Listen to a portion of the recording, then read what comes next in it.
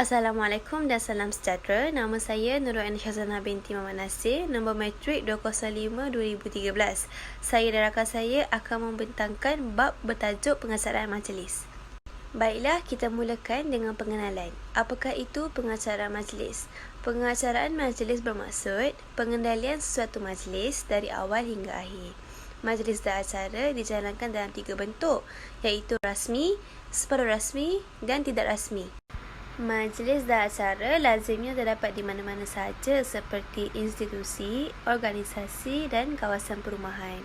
Seterusnya, keperluan utama dalam suatu majlis adalah pengacara majlis, iaitu orang yang mengendalikan suatu majlis dalam merealisasikan majlis agar lebih teratur dan lancar berpandukan susunan acara yang telah dirancang. Terdapat 3 ciri-ciri pengacara majlis, iaitu atur cara majlis, atur cara pentadbiran dan pengacara majlis. Ciri-ciri pengacaraan majlis yang pertama iaitu atur cara majlis. Apakah maksud atur cara majlis? Atur cara majlis ialah jadual pelbagai cara yang telah ditetapkan untuk dilaksanakan dalam sesuatu majlis. Ia merupakan urutan acara dalam sesebuah majlis dari mula hingga akhir. Atur cara majlis sentiasa mengambil kira waktu bermulanya majlis. Waktu bermula majlis amat penting untuk ditentukan. Sekiranya majlis dilakukan pada waktu malam, hendaklah dimulakan selepas jam 8 malam dan ditamatkan selewat-lewatnya jam 11 malam. Majlis rasmi yang diadakan pada 11 siang, jika pada hari Jumaat, hendaklah ditamatkan sebelum jam 12.15 tengah hari. Kalau hari Jumaat ni bagi menghormati orang-orang lelaki yang solat Jumaat lah, macam tu. Jika dimulakan pada 11 petang, hendaklah dimulakan tidak lebih awal dari jam 2.45 petang.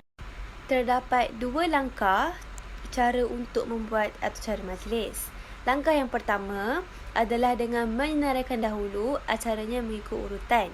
Langkah yang kedua, letakkan masa waktu permulaan sehingga waktu akhirnya setelah menentukan jangka masa bagi setiap acara. Gambar tersebut merupakan contoh atur cara majlis. Baiklah, seterusnya saya akan menerangkan tentang ciri-ciri pengacaraan majlis yang kedua iaitu atur cara pentadbiran. Apakah itu atur cara pentadbiran? Atur cara pentadbiran ialah atur cara majlis yang ditulis secara terperinci untuk sesuatu majlis. Atur cara pentadbiran ini terdapat beberapa matlamat. Matlamat yang pertama adalah untuk dijadikan panduan oleh pegawai yang mengendalikan program. Yang kedua, untuk panduan semua pegawai yang terlibat. Yang ketiga, untuk menjamin majlis yang bakal dijalankan itu kelak akan berjalan mengikut peraturan dan protokol yang sepatutnya. Yang keempat, untuk mengawal masa. Yang kelima, untuk dijadikan panduan pada masa akan datang. Dan yang terakhir, untuk dijadikan sebagai bahan rekod. Terdapat 3 bahagian utama dalam atur cara pentadbiran. Bahagian yang pertama adalah masa atau tarikh. Bahagian yang kedua adalah keterangan tentang urutan atur cara dan bahagian yang ketiga adalah bahagian tindakan pihak-pihak yang berkaitan. Gambar berikut adalah contoh atur cara pentadbiran. Terdapat masa, perkara dan tindakan. Masa tu waktu pukul berapa, perkara tu apa yang akan berlaku dalam majlis tersebutlah, dan tindakan tu orang yang akan mengendalikan perkara-perkara berikut. Begitu. Sekian dari saya. Assalamualaikum warahmatullahi wabarakatuh. Nama saya Imasya binti Muhammad Yazid. Nombor matrik saya 205-2015. Seterusnya saya akan membentangkan berkenaan pengacara majlis. Pengacara majlis ni orang yang mengendalikan perjalanan sesebuah majlis. Kalau kita lihat dekat slide kan, pengacara majlis sangat penting dalam sesuatu majlis lah. Sebab tak semua orang boleh bercakap di depan halayak ramai. Maybe diorang takut atau malu ataupun tak berkeyakinan tinggi untuk bercakap di halayak ramai. So, kita kena cari seseorang yang boleh bercakap dan mengendalikan sesuatu majlis tu, yang boleh bercakap di halayak ramai lah, macam tu. Yang seterusnya, peranan pengacara majlis. Ada 3 peranan utama pengacara majlis, iaitu mengawal majlis, membuat pengumuman dan memberi panduan. Yang seterusnya, ciri-ciri pengacara majlis. Yang pertama, ciri-ciri pengacara majlis ni kita kena pengacara majlis tu kena fasih dan mampu untuk berbahasa dengan lancar. Okay, kebiasaannya orang yang jadi pengacara majlis ni, dia seorang yang petah berkata-kata lah selalunya. Okay, yang kedua, pengacara majlis perlu membuat keterampilan yang menarik perhatian orang ramai. Okay, pengacara majlis ni kena macam, dia kena buat orang tertarik. Macam contoh dia buat lawak ke, ataupun dia berpantun semasa dia mengendalikan majlis tu ke, macam tu, supaya orang ramai boleh macam tertarik dengan apa yang dia cakap dan menjadikan sesebuah majlis tu menjadi lebih meriah. Okay, yang ketiga, pengacara majlis kena yakin dengan diri dia sendiri untuk tampil di halayak ramai. Okay, dan keempat, dia kena mempunyai pengetahuan tentang protokol lah yang berkaitan dengan susunan keutamaan tentang majlis apa sebab dia kena tahu tentang apa tentatif majlis, semua benda tu lah, supaya majlis berjalan dengan lancar. Seterusnya, pengacara majlis kena mempunyai suara yang sedap didengar dan mampu untuk mengawal suara dia. Pengacara majlis tak boleh lah tiba-tiba dia menjerit ke apa ke. Suara pengacara majlis pun tak boleh slow sangat, sebab kalau slow tetamu tak dengar apa yang dia cakap. Lepas tu kalau contoh pengacara majlis, kan saya cakap peran dia sangat penting dalam sesebuah majlis. So dia kena panggil tetamu kehormat, kena panggil orang yang baca doa apa semua tu. So kalau suara dia slow, tetamu pun tak dengar time dia panggil nama tetamu tu. Faham tak? Okay, seterusnya, pengacara majlis kena mempunyai sense of humor supaya tetamu tak rasa bosan dengan majlis tersebut. Itu saya cakap tadi tu lah. Dia kena, pengacara majlis tu kena macam bagi pantun ke, lepas tu bersyair ke, supaya majlis tak rasa hamba, macam tu. Lepas tu yang terakhir, pengacara majlis tak boleh tak boleh bergantung dekat teks je. So dia kena pandai buat ayat sendiri. Maksudnya kena pandai macam, okay, kalau pengacara majlis bergantung pada teks je, majlis tu akan menjadi hamba dan bosan. So dia akan baca je lirik, macam tu. Lepas tu kalau lah dia pandai buat ayat sendiri, pandai macam, kan saya cakap pengacara majlis tu biasanya petah berkata-kata kan. So biasanya orang pengacara majlis ni, dia akan bergurau, buat lawak ke apa ke. So majlis tu rasa macam best lah. Okay, yang seterusnya ialah teks pengacaraan majlis. Teks pengacaraan majlis ni satu teks lah, teks yang untuk jadikan panduan untuk pengacara majlis tersebut. Okay, pengacara majlis ni teks tu selalunya yang sediakan teks tu ialah ahli jawatankuasa, bukannya pengacara majlis tu. Okay, pengacara majlis cuma mengendalikan majlis dan dia untuk mengacarkan majlis tu, macam macam dia mengendalikan majlis tu lah, untuk jemput siapa yang mengucap, siapa yang berucap, siapa yang tu. Okay, lepas tu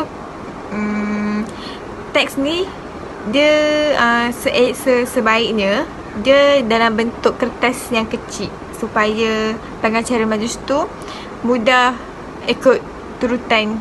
Lepas ni apa, lepas ni aktiviti apa pula. Okey, slide yang seterusnya ni kita dapati bahawa ada 3 bahagian penting dalam pengacara majlis, dalam juruacara majlis ni. Okey, yang pertama masa, yang kedua panduan untuk juruacara, dan yang ketiga teks pengumuman. Okey, kalau kita tengok contoh tersebut, contoh yang diberikan dekat slide tu, okey, kita boleh tengoklah masa dia 10 pagi, lepas tu dia punya panduan dia bacaan doa oleh siapa? Okey, kita orang bagi contoh Ustaz Don Daniel. Okey, lepas tu juruacara majlis pun kena macam bagi tahulah, kena macam kena cakap macam, para hadirin sekalian, majlis dimulakan dengan menjumpa Ustaz Don Daniel untuk membacakan doa. Dipersilakan macam tu. Okey, lepas Ustaz Don Daniel tu baca doa, dan pengacara majlis pun kena cakap, okay, terima kasih atas bacaan doa sebentar tadi, macam tu. Okay, seterusnya saya nak menerangkan tentang jenis-jenis majlis. Okay, kalau kita lihat slide kami ni, ada 3 jenis majlis, iaitu majlis rasmi, majlis separuh rasmi dan majlis tidak rasmi. Okay, majlis rasmi di mana dihadiri oleh orang-orang yang berpangkat tinggi.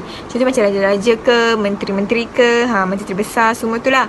Dan biasanya majlis rasmi ni, dia kena ikut protokol yang ketat dan terperinci. Protokol yang telah ditetapkan oleh orang yang membuat majlis tu lah, macam tu.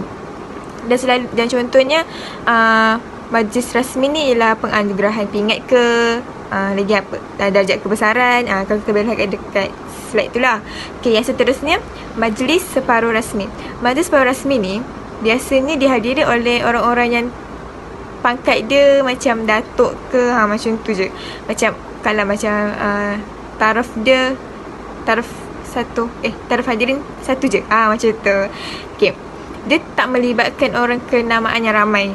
Kalau macam majlis rasmi tu, dia melibatkan raja-raja, besar-besar semua kan. Kalau majlis separuh rasmi, dia tak ramai. Contohnya macam kita jemput Ustaz Don Daniel. Itulah orang yang penting dalam majlis tu, sebagai tetamu kehormat kita. Okay, contoh dalam majlis separuh rasmi ni adalah contohnya macam majlis persaraan ke, majlis perasmian ke, macam tu. Okay, yang terakhir, majlis tidak rasmi. Majlis tidak rasmi ni biasanya dia biasa-biasa macam santai je, macam kita punya hari family day contohlah kan ada protokol, tapi biasa-biasa macam santai je, macam kita buat benda tu santai je, macam tu. Lepas tu dia punya aktiviti pun aktiviti yang santai. Dia tak memerlukan protokol yang ketat sangat, macam tu. Dia tak memerlukan protokol yang kena ikut ni, tak ada. Okay, seterusnya saya akan menerangkan tentang raptai. Okay, raptai ni dia sangat penting, terutamanya majlis rasmi lah. Sebab apa? Tujuan raptai ni dibuat ialah untuk memberi gambaran secara menyeluruh tentang senario majlis. Okey, lepas tu kena perbaiki beberapa kelemahan, mengambil beberapa alternatif yang perlu untuk memastikan majlis berjalan dengan lancar. Lepas tu membuat penentuan urutan majlis. Lepas tu tahu peranan dengan tanggungjawab setiap ahli jawatankuasa majlis tu, macam tu. Raptai ni dia macam latihan lah, latihan untuk kita time kita kat majlis tu nanti macam mana kita nak mengendalikan majlis tu, macam tu. Macam mana tetamu kehormat tu datang, macam tu lah. Okay, saya rasa itu sahaja pembentangan kami pada kali ini.